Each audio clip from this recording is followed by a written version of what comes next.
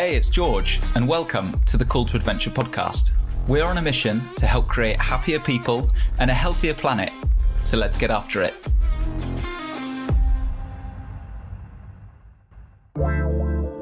Hello, and welcome to another episode of the Call to Adventure podcast with me, the founder of Call to Adventure, George Beasley. As many of you know, our mission here is to help create happier people and a healthier planet through adventure and community. Adventure and environmentalism go hand in hand, and one of our core beliefs is that we protect what we love. So our aim is to help you guys fall in love with the outdoors so you get to enjoy all the great things that come with that, but also so we do a better job of protecting nature along the way. As a planet, we face some truly epic challenges, from global warming to biodiversity loss, chemical pollution to soil degradation. And rewilding is seen by many as one part of the solution to many of these challenges. The movement has really gathered steam lately, and today we're chatting with Rebecca Wrigley, who's head of Rewilding Britain. Rewilding Britain aims to tackle the climate emergency, extinction crisis, reconnect people with the natural world, and help communities thrive. So without further ado, Rebecca, thanks for taking the time. It's my pleasure. I think before we dig into it, let's just kick off with, what is rewilding? I'm sure you've been asked this question a bazillion times, but I still think it's useful just to frame it for the listeners. Well, for us, rewilding is the large-scale restoration of ecosystems, and that's largely focused on reinstating natural processes. So that includes, ecosystems are in their natural form, naturally functioning ecosystems, dynamic and complex web of life, really. And it's that complexity that gives them the biodiversity, but also the resilience. So those natural processes include things like free-flowing rivers and natural balance between herbivores and carnivores, say, and a fully functioning sort of food web, trophic cascades, which is the way in which different species interact from carnivores to predators to create that kind of web and complexity. So we need to reinstate a lot of those processes because they're missing in a lot of our ecosystems, which are incredibly simplified. So that can involve, as I said, reinstating rivers or blocking up drainage channels on our moorlands and heathlands, or reintroducing missing species to sort of kickstart those natural processes and naturally functioning ecosystems. But for us, rewilding is also about people, because people are part of nature. We're not apart from it. And it's the balance between people and nature that is important. So we think rewilding is about connecting communities and placing communities centrally in decision-making, about human health and well-being, but also about livelihoods. So we feel that rewilding can be about ecological and economic change and can provide opportunities for both.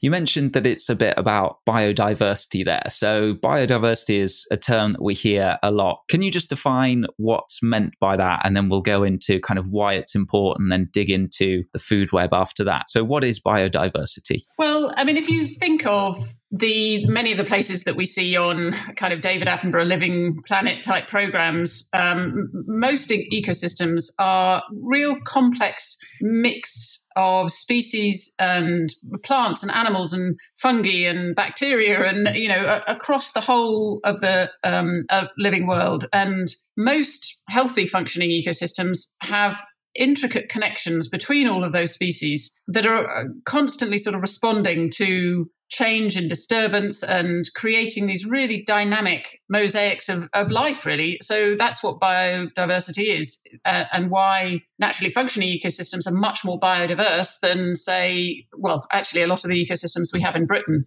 which are much more simplified, have fewer species and are predominated by just one or two often, compared with, say, a rainforest in Brazil. But, we also should have our own rainforests in Britain. So we have made many wonderful native habitats. There just aren't a lot of them around still. So biodiversity is that interplay between lots of different types of species and genetic diversity. And you mentioned it before, resilience. So the kind of, why is it important? Why does it matter? And how does it help having lots of different variety within an ecosystem? One of the things I would recommend to listeners is to watch a documentary called The Serengeti Rules, because it's a wonderful explanation of what trophic cascades are and why they're so important to the health of our biodiversity and of our habitats. And it explains why there are certain species like keystone species that are critical. And if you take those keystone species out, it's almost like the whole system collapses and downgrades, as they describe it.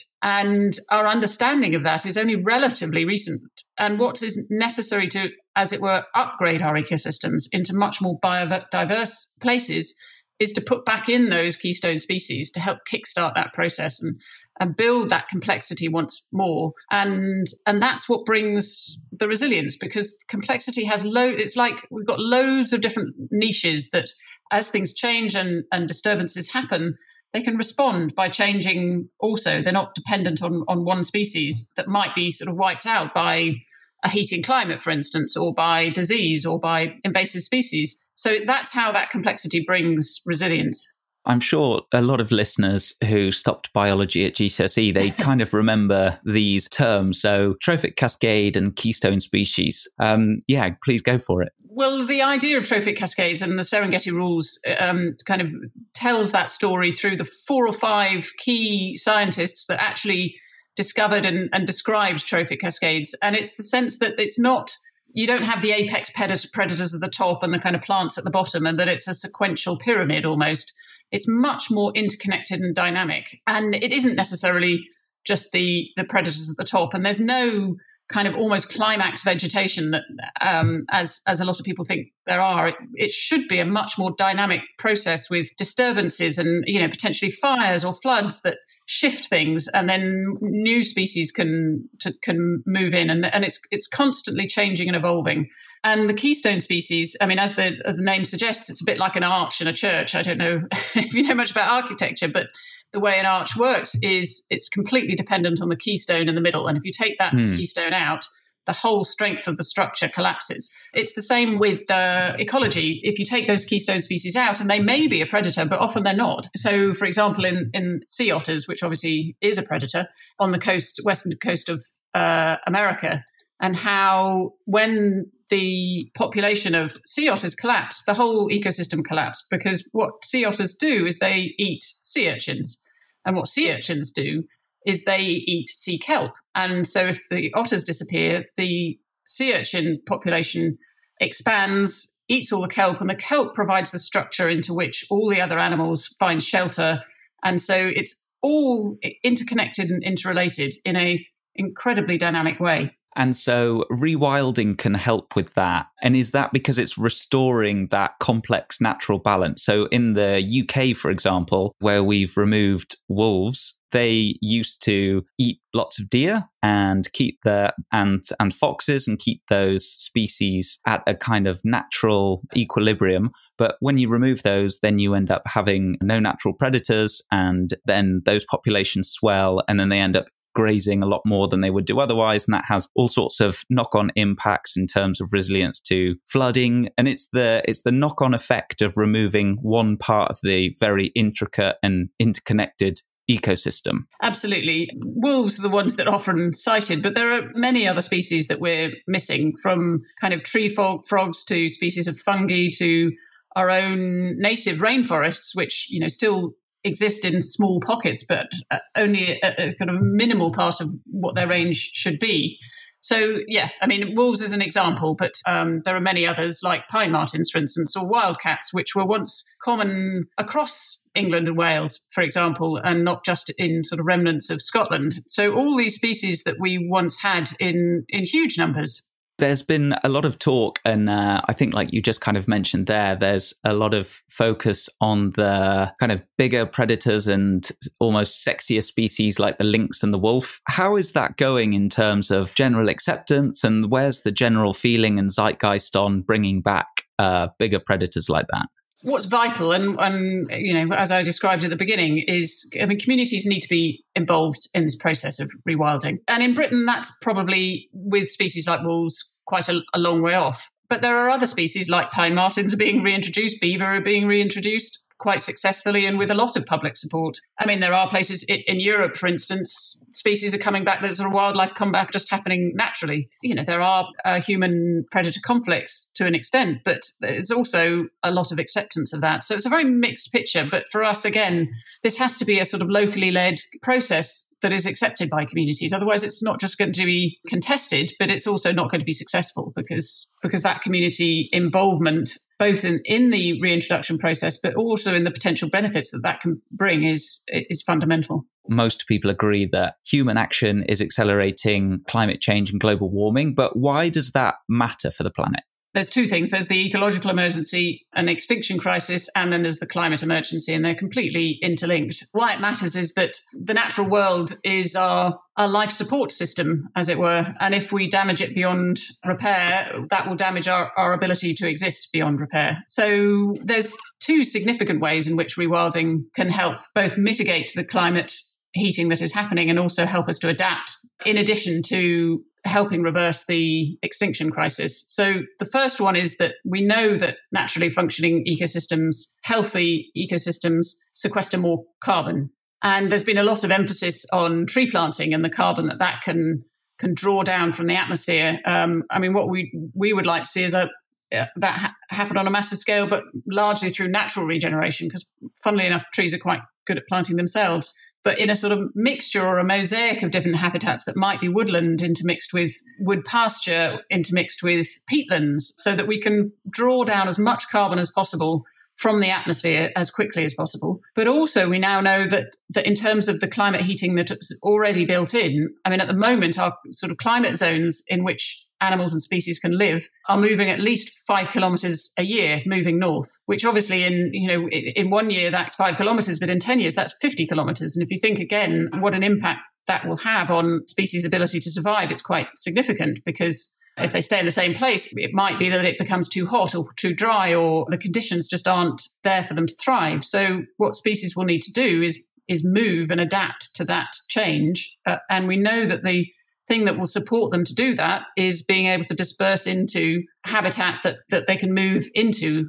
So it's the connectivity and quality of that habitat that's going to make the biggest difference. And if we create and help rewild much larger areas of Britain, we will help to provide almost corridors, what we're calling climate corridors, into which those species can move and adapt as the climate heats. Mm-hmm. So we would like to see at least 30% of Britain in a process of rewilding and nature's recovery by 2030 in response to that climate and ecological crisis, and of which that sounds like a huge task, but of that, we'd like to see 5% what we're calling kind of core rewilding areas, where we leave nature with minimal human intervention, and probably 25% of that, again, a kind of rich mosaic of land and marine uses that can be productive uses, but which enhance nature. And I think we're going to start to be able to demonstrate that, again, that could work ecologically, but could provide alternative livelihoods economically. There's obviously the impact that this will have on rural communities and setting aside larger areas. And one important point is that it's not just saying that we're going to use loads of farmland and all of a sudden not do anything with it. There's lots of other land like golf courses and lots of land that's not actually used in food production, but instead is just kind of not being used to its full capacity. And especially on as we've talked about, on the eve of a climate crisis, it's far more important to protect the future of humanity than have a few more places to play golf. So let's dig into the effect on jobs and what kind of economic opportunities rewilding could bring. There's also grouse moors, for instance, in Britain, of which we've got 1.4 million hectares. And if we consider that the UK is 24 million hectares, that's quite a significant percentage. Then if you look at deer stalking estates, that's 1.8 million hectares. So between the two of them, that's 3.2. So that's over exact maths in my head, but it's about 15% of Britain is already in a land use that produces minimal amounts of food. Then you add on the golf courses and areas of really marginal agricultural productivity. You start to see that we can start to rewild large areas of land without impact on availability of food. So that's really more of a decision. It's standing back and saying, okay, what are we asking of the land and sea for both our future, but also for the climate and for nature, and starting to address that question. And we see that rewilding needs to be a sort of mainstream part of the answer to that question.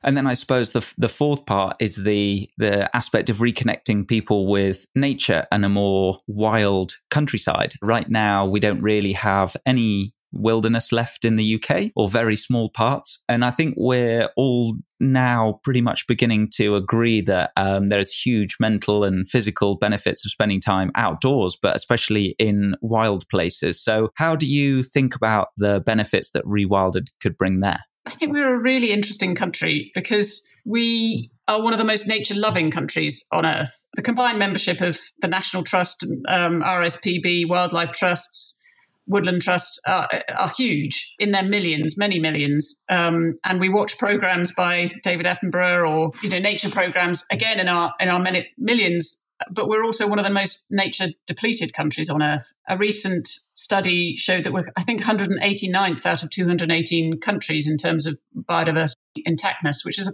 pretty depressing statistic and kind of doesn't fit with our nature-loving psyche, I think. And there's a disconnect between our love of nature and looking out the window and going out into the countryside in Britain and not recognizing that it is nature depleted. In most parts of Europe, for instance, the uplands are still the sort of last vestiges of wild nature and of forests and wilder places, whereas you look at our uplands and they are heavily grazed and the regeneration of ecosystems is controlled. So you don't see a lot of naturally functioning or intact ecosystems in our uplands. They're in effect bare ecological deserts. So I think it's about shifting a mindset about what wild looks like in Britain, and then ensuring that people have increased access to that. So what we'd like to see is sort of rewilding that goes from people's doorsteps. So you can do rewilding on a small scale, maybe neighbourhood rewilding schemes where people come together and do small actions in their garden, and that starts to combine into bigger actions, maybe leading into influencing councils and getting larger areas of our parks rewilded, and then seeing where those can connect into corridors like river corridors or even canal systems out into the countryside so that people can feel that connection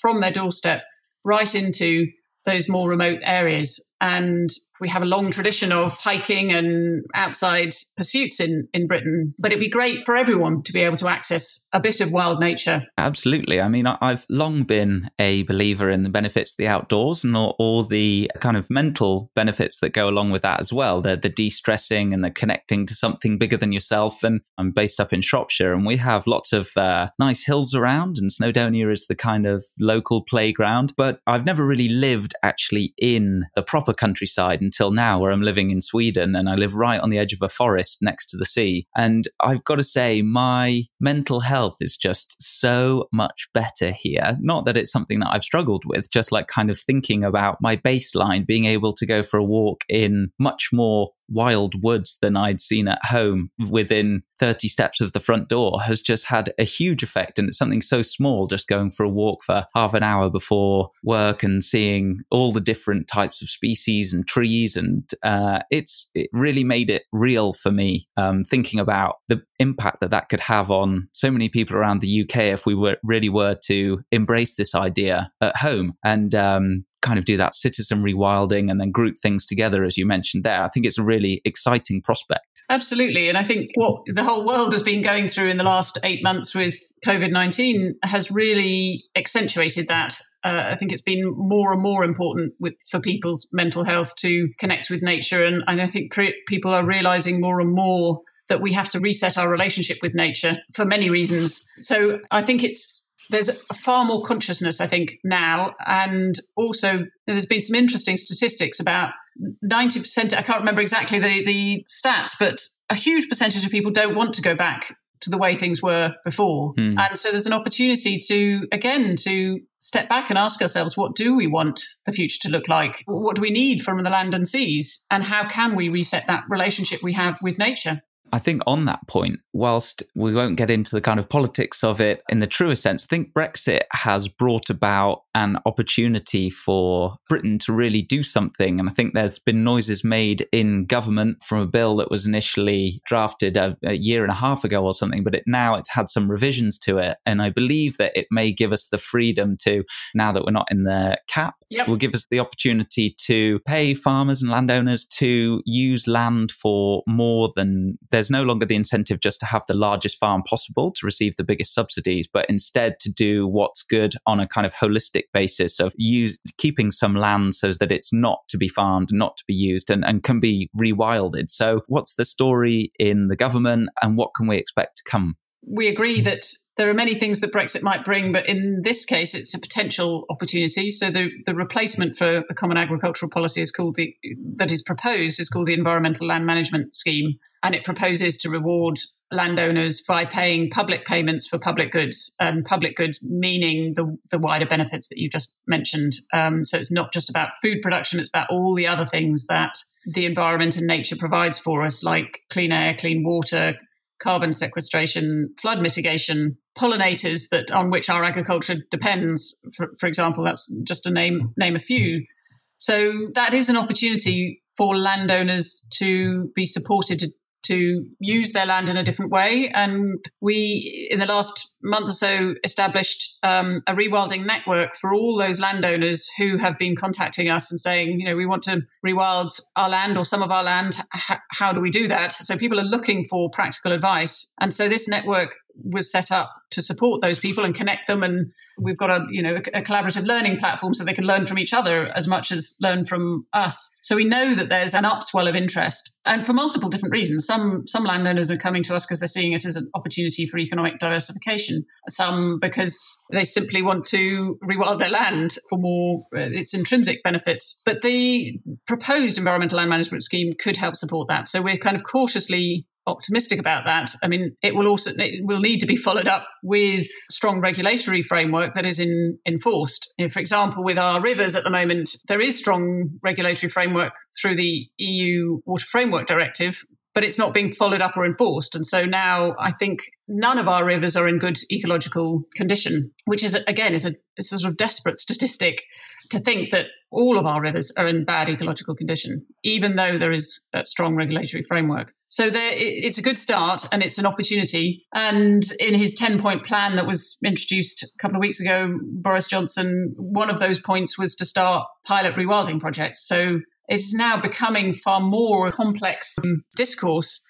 We just need to turn it into action. Yeah, well, that's really good to hear. And yeah, I think we all need to do our bit to ensure that goes as far as it should do. You mentioned before that you've launched that platform where people can learn a bit more about the kind of practicalities of rewilding. What are the high level things that people should keep in mind if they're thinking they either already own land or they're thinking about potentially buying it? What should they keep in mind for rewilding? Is it as simple as just buying a piece of land and not do anything to it? Not necessarily. It depends what the condition of that land is already. But I suppose fundamentally, again, it's a mindset shift of thinking, how do I reinstate those natural processes so that nature can start to take care of itself, which is potentially different from other forms of conservation, which often focus on individual species and how habitats can be managed to ensure that those species thrive. So you're sort of letting go of it, but you may need to kickstart that process. So, for example, with woodland expansion, up until now, it's almost like woodland expansion has been synonymous with tree planting. People see that as the way to expand woodland and have just sort of not even noticed the way that woodlands just naturally expand themselves in most situations. But there are circumstances where that can't happen, and that might be where a piece of land is so far from a seed source that it needs a bit of a helping hand, or that it might have a thick sward of vegetation, like a lot of our uplands, for instance, that is so thick that the seeds can't get in to regenerate. So you might have to kind of mess things up a bit to kind of kickstart those processes. So it isn't simply about standing back and letting things happen. There are interventions that you can use, particularly initially, just to kickstart that process, including reintroducing species that might be missing, either wild native species or what they call proxy species. So, for instance, you can't at the moment reintroduce wild boar, who are important species, particularly in that kind of dynamic process of messing things up once in a while. And so in circumstances like initiatives like at the Knepp estate, they have been using Tamworth pigs, for instance, as a proxy for the role that those wild boar should be playing. And other than the platform, what are some good resources that people can use to educate themselves on rewilding, but also ecology more generally? Well, without giving too much of a plug to our new website, we have just launched a new website. And one of the aims of that was to address the sort of gap in and lack of information that there is out there about what rewilding is and how you can do it at different scales. So, and that will build on that more and more over the coming months and years, because we've seen that there isn't enough information, and particularly that sort of practical information about what to do. So there's lots of materials that we're putting out there. There's this Rewilding network, which is about putting out materials, but also connecting people up to the knowledge and expertise that they need, and starting to generate new knowledge and expertise, because it's quite new to everyone, this approach to the way that we manage the land and sea. So those are two things that we're trying to help with in addressing that kind of gap of information. The new website looks great, by the way. It's a really good design. Giant pictures, loads of great stuff on there. So yeah, I recommend people go and dig in. I also just finished a really great book if people are looking for something just kind of from the scientific perspective of ecology more generally. There was one book and it's just called Ecology. I just put that in on Amazon. I'll put the link in the show notes, but that was great. That was just kind of a quick run through everything and a bit of a revision. So if you're interested, but it's been a little while, or you never really learned about all this kind of stuff, I can highly recommend that one. Now that so there are obviously other books like Wilding by Isabella Tree, and I know that she's coming out next year, I think, with a follow-up to that, looking at more the sort of practical elements of rewilding. And there's another great book called Rebirding by Ben McDonald that focuses more on birds within ecosystems. So they're great resources. And of course, I'm going to plug again the Serengeti Rules, which is a full-length feature documentary. So there are kind of resources and inspirations out there. Yeah, I'll check those out. Could I get Serengeti on tonight? I think we're certainly both in the same boat here, and I just think rewilding is an amazing way to take much needed action. But we don't want to just take the easy route of preaching to the choir. So it's certainly not everybody's cup of tea, and I won't read the whole excerpt now, but I've only really heard positive stuff about rewilding, but that's maybe because of the circles that I'm in. But there was a letter in The Economist the other day, and I'll just read you a little bit of the start of it, and then we can talk about the kind of criticisms of rewilding afterwards. But this is how it goes. So it says, whatever natural world existed before humans is lost to us forever. This is an exercise of the hyper-wealthy with a content for the love of people, plants, and animals who've been there for millennia. It could be described as environmental colonialism, where those enlightened, wealthy few civilize the locals or take the land. This project requires the killing of thousands upon thousands of animals, namely deer. They remain a waste product in the pursuit of a natural utopia. Let us call rewilding what it is, another attempt to manage our natural environment for specifically human goals. So not everybody is as keen or as taken over by rewilding as we are. And I think there's some misconceptions within that. But can you just talk a little bit about that specifically and then critiques more widely? I think rewilding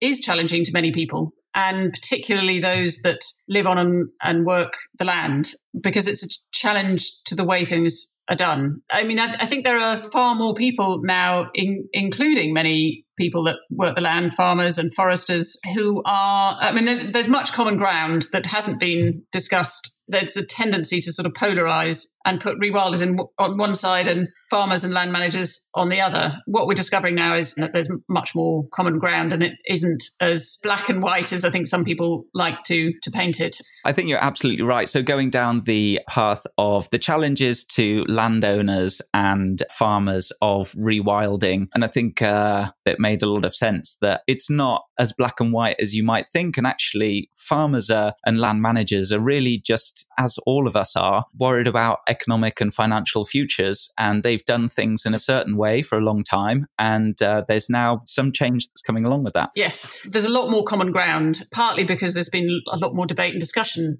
about rewilding, and also high nature value farming and forestry. Again, there's a huge amount of overlap in that. And what I was saying at the beginning about looking for 30% of Britain in rewilding and the nature's recovery by 2030, a lot of that will be these uses of the land that are nature friendly or high nature value, like forms of forestry, for instance, that are productive but mimic those natural processes or use those natural processes to their advantage.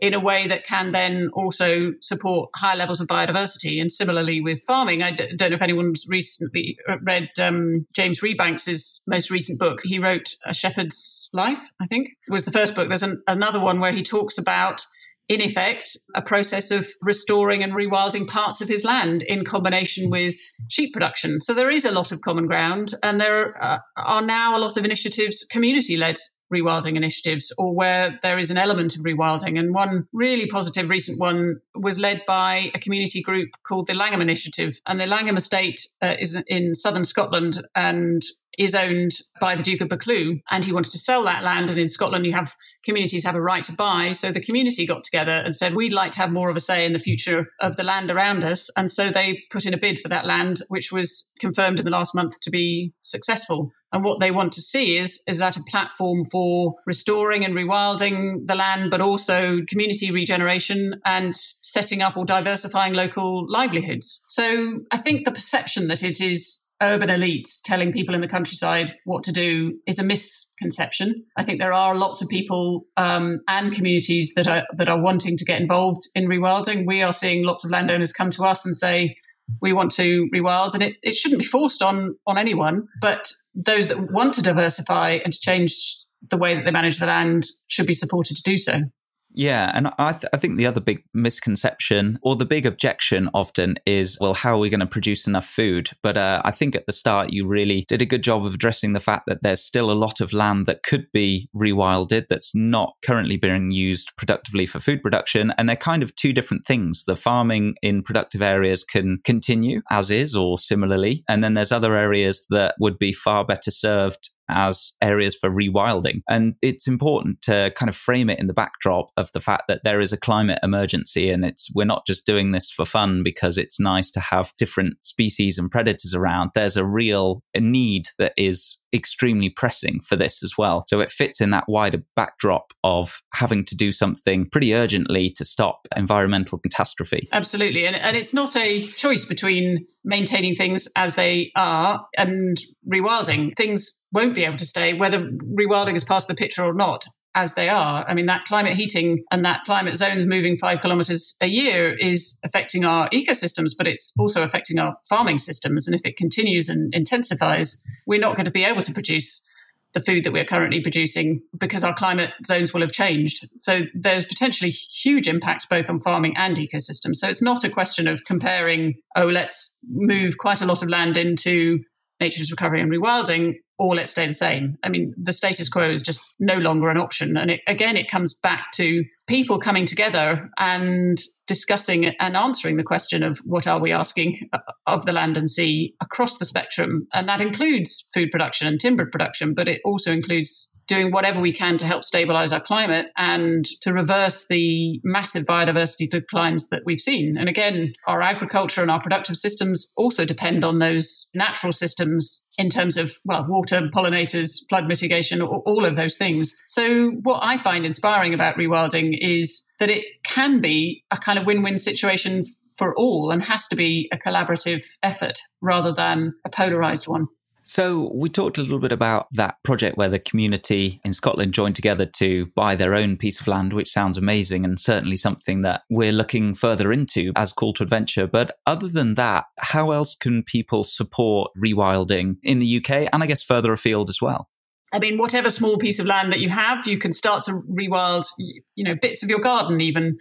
And as I said, get together with your neighbours and instead of a neighbourhood watch group, you could start a neighbourhood rewilding group, and people can influence their councils, for instance, by saying, we'd like you to rewild some of our parks and our grass verges. So there's a lot of, and over the next kind of year or so, we're going to start rallying people and creating actions that people can usefully take so that we get that. I mean, what we're looking for is this decentralized network of rewilding action from people's gardens to our national parks and to our public lands, so that actually together we can create this sort of momentum for change that starts to achieve that 30% rewilding and nature's recovery by 2030. And we feel that is possible while ambitious. But it has to allow everyone to take action and to play their part. Are there any really small, quick wins for people in their gardens that they can think about? If they think this sounds amazing, I want to do my tiny bit of rewilding at my house. Is there anything that they should or something they could stop doing that could help even in a tiny sense? Just leaving patches to do their thing, however small. Not mowing parts of your lawn is another big one. So there are small actions, just letting things emerge rather than trying to sort of make everything beautiful, as it were. It's kind of almost rewilding writ large. I mean, rewilding is all about the scruffiness and accepting that sort of scruffiness. And I think that can happen even in smaller places of the garden. We wouldn't ask everyone to do that across their garden and not have lovely flowers that they've sown and tended themselves. So just letting small areas go, making sure that wildlife can pass through the garden, like gaps in fences, so those are some small actions that people can take. There we go. Great excuse not to do the mowing or put the fence up. Yes. Rebecca, thanks so much for taking the time. It's been really, really great to chat and super exciting what you guys are up to. And I'm sure people will enjoy heading over to the site and learning a bit more. So I guess heading to the website is probably one of the best ways if people want to find out a bit more about Rewilding Britain. But is there anything else that they can do? Is there a newsletter to sign up to? Yep, on the website. And again, we're sort of very mindful over the next 12 months, certainly, of providing opportunities for people to engage more and more. So if you sign up to that newsletter on the website, then you'll get regular updates on how you can get involved. Amazing. Well, thank you again for taking the time. It's my pleasure. And thanks everybody for listening. So until next time, bye-bye.